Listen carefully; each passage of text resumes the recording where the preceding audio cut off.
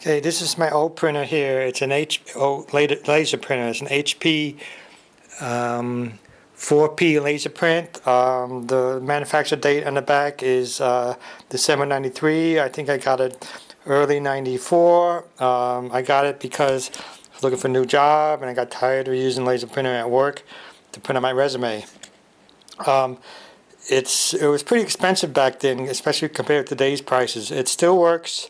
Okay, basically, in the interfaces, as you can probably see, if it doesn't get out of focus, it's the old parallel printer interface. It also has an RS-232 interface, which is, new computers today don't have those interfaces.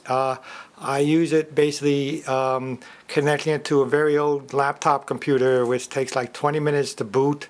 I suppose if I rebuild it would boot faster. And then the prints are very slow also. It takes quite a while for one page to come out. And so I decided to get the printer's prices have dropped so much that I decided to get a new HP LaserJet printer. It's a P1606dn. D stands for Duplex. That means you can print on two sides.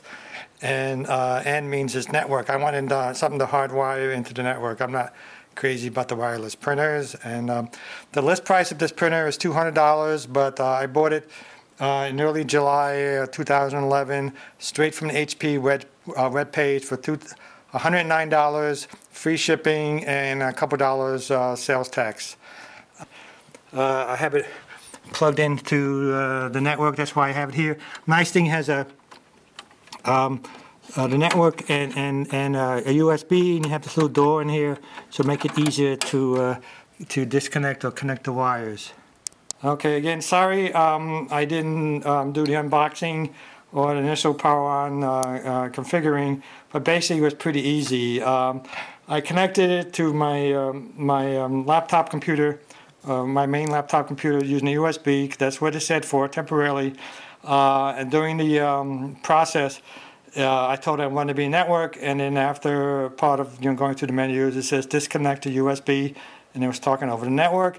My router gave it address 10009, so then I told my router to keep that address based on the MAC address of the printer, so it always have the same address. Just makes things easier for me because it has a little web page that you can go in to configure it. And then before I did anything else, I printed out the configuration page, and the firmware was outdated, so I updated the firmware. The driver was outdated, so I updated the driver.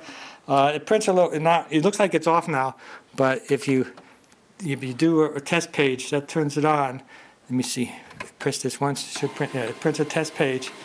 The first power up, it says it takes 7 seconds for the first page, and after that, it's pretty fast. I have it in econo mode.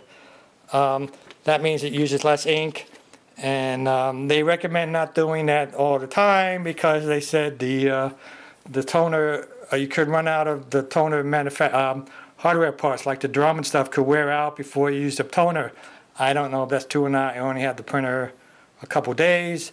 The toner cartridge is pretty small when you compare it to my 4P, my older laser printer. And they say you get an average of 2,100 pages. The reviews I've been reading say if you get less. The old printer, I don't print a lot. Occasionally I print a lot, but usually I don't, but it's nice to have a printer. It just lasts like almost a year, because they're so big and I hardly ever used it. After I had my main laptop installed, I installed all of my other computers, except for the Mac, right from the instant download, or whatever you call it. You go to the website, I'll show you later. The web page from the printer, and I don't know how good you can see this, but basically it tells you the status. It tells you to go to configuration. It tells you configuration numbers, supply. It tells you how much pages you can have left, but you have to use 20% of the pages. So right now it doesn't know. Basically network stuff, settings, various stuff you can try on your own. It also has the first date that I printed it on. So you can print the configuration. You can also, the other one's looking at it, but you can print it out too. I'll print out the the configuration page.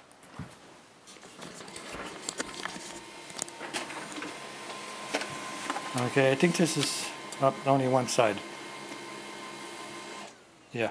So basically, it's the same thing that was on the screen, but you have a hard copy of it. Okay, I got my iPod set in some junk email I got. I think it's 2 or 3 pages. So I'll print it out and see what happens, okay? Let's go to here, go to print, and it asks you a couple questions. I mean, you want double-sided, blah, blah, blah. I said, yeah, hit print. Okay, now the printer should be, I think it takes a while to transfer the data over the network. The iPod may not be the fastest. The router's on the other side of the house. But let's wait a couple seconds. I got this, there it goes. Took it a while. That's pretty long. Okay, prints one side, takes it back in,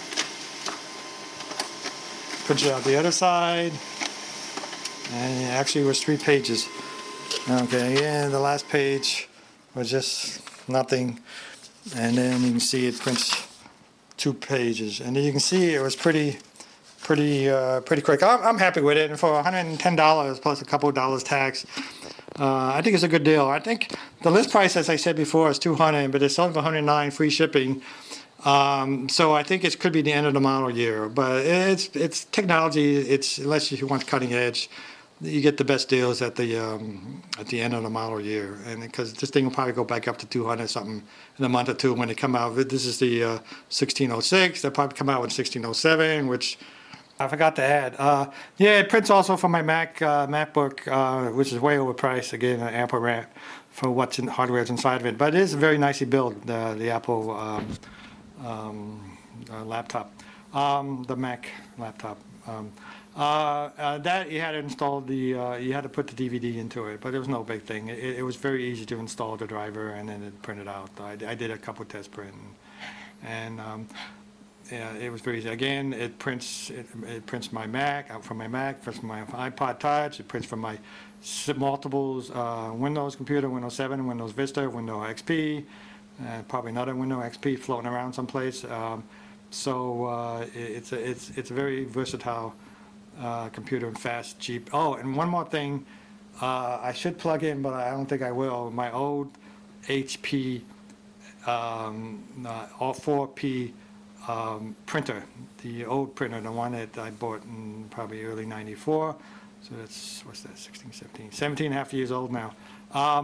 When it used to print, all the lights, all the incandescent lights in the house used to blink on and off, on and off. It shows you how much power. The old laser printers actually had lasers in them. And then a few years after I bought that, my understanding is they changed the laser with high power LEDs, which uses a lot of power, a lot cheaper to manufacture. So the prices really dropped in. And when, even though they still say laser printer, they are laser printers as far as quality, but they don't use a real laser like they did in the old days. What did I say, 17 and a half years ago, they used lasers. Now they call it laser, but my understanding is it's a high power LED. Okay, and again, I'd rather have that. I'd rather have a cheap price, same quality, than pay a lot big bucks just so I have a real laser so I can zap enemies coming down from outer space. All right, hope you had fun.